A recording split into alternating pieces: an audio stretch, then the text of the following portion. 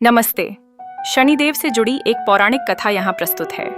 शनिदेव न्याय और कर्मों के देवता। भारतीय पौराणिक कथाओं में शनिदेव एक ऐसे देवता हैं जिनका नाम सुनते ही कई लोग भयभीत हो जाते हैं। उन्हें अक्सर एक कठोर और न्यायप्रिय देवता के रूप में चित्रित किया जाता है, जो मनुष्यों को उनके कर्मों के अनुसार फल देते हैं, चाहे वे अच्छे हों या बुरे। लेकिन शनिदेव सिर्फ दंड देने वाले देवता नहीं हैं। वे अनुशासन, तपस्या और वैराग्य के प्रतीक भी हैं। उनकी कथाएं हमें यह सिखाती हैं कि कोई भी अपने कर्मों के परिणामों से बच नहीं सकता और अंततः सत्य और धर्म की ही जीत होती है। आइए उनकी उत्पत्ति और उनके जीवन से जुड़ी एक पौराणिक कथा में गोता लगाते हैं। सूर्यदेव का विवाह और शनिदेव का जन्म। पौराणिक कथाओं के अनुसार सृष्टि के प्रकाशदाता सूर्यदेव का विवाह विश्वकर्मा की पुत्री संध्या से हुआ था। लाख कोशिशों के बाद भी संध्या सूर्यदेव के तेज से उत्पन्न गर्मी और चकाचौंध को पूरी तरह से नहीं झेल पाती थीं। एक दिन संध्या ने एक अनोखा उपाय सोचा। उन्होंने अपनी ही परछाई से एक प्रतिरूप बनाया, जिसे उन्होंने छाया का नाम दिया। छाया हूबहू संध्या जैसी ही दिखती थी, लेकिन उनमें सूर्यदेव के तेज को सहने की शक्ति थी। संध्या ने छाया से कहा कि वे उनकी अनुपस्थिति में सूर्यदेव की सेवा करें और उनके बच्चों की देखभाल करें, जब तक कि वे तपस्या करके सूर्यदेव के तेज को सहने की शक्ति प्राप्त न कर लें।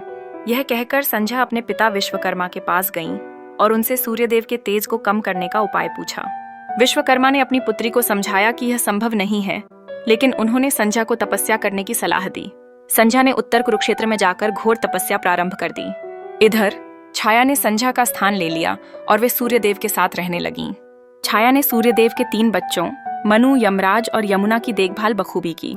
कुछ समय बाद सूर्यदेव और छाया के भी 3 संतानें हुईं। शनिदेव, तप्ती, जिन्हें बाद में तापी नदी के नाम से जाना गया, और सावर्णी मनु। शनिदेव के जन्म से जुड़ा रहस्य। जब शनिदेव अपनी माता छाया के गर्भ में थे, तब छाया ने भगवान शिव की कठोर तपस्या की।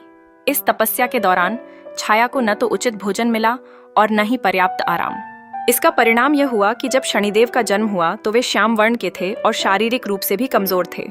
सूर्यदेव ने जब शनिदेव को देखा तो उनके श्याम वर्ण को देखकर उन्हें संदेह हुआ कि शनिदेव उनकी संतान नहीं है।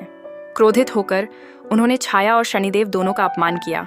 इस अपमान से दुखी होकर छाया ने अपने पुत्र शनिदेव की ओर देखा और उन्हें आशीर्वाद दिया कि वे अत्यंत शक्तिशाली और न्यायप्रिय बनेंगे और उनके पिता के तेज को भी नियंत्रित करने की शक्ति रखेंगे।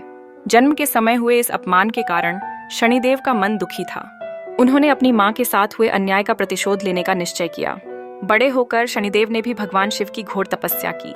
उनकी तपस्या से प्रसन्न होकर भगवान शिव प्रकट हुए और उन्होंने शनिदेव को वरदान दिया। शिव का वरदान और शनिदेव का प्रभाव। भगवान शिव ने शनिदेव को वरदान दिया कि वे नवग्रहों में सबसे प्रमुख और शक्तिशाली होंगे। उन्होंने कहा कि शनिदेव मनुष्यों को उनके कर्मों के अनुसार फल देंगे और कोई भी उनके प्रभाव से बच नहीं पाएगा, चाहे वह देवता हो, दानव हो या मनुष्य। शनिदेव को यह भी वरदान मिला कि उनकी दृष्टि में अत्यंत शक्ति होगी और जिस पर भी उनकी दृष्टि पड़ेगी उसे अपने कर्मों का फल भुगतना पड़ेगा। इस वरदान के साथ शनिदेव को न्याय का देवता और कर्म फलदाता की उपाधि मिली। यही कारण है कि ज्योतिष में शनि को एक महत्वपूर्ण ग्रह माना जाता है, जिसका प्रभाव व्यक्ति के जीवन पर गहरा पड़ता है। उनकी दशा, महादशा और 7.5 का विशेष महत्व होता है और यह माना जाता है कि इन अवधियों में व्यक्ति को अपने पूर्व कर्मों के अच्छे बुरे फल प्राप्त होते हैं। शनिदेव की यह कथा हमें यह सीख देती है कि न्याय हमेशा होता है और हर किसी को अपने कर्मों का हिसाब देना पड़ता है।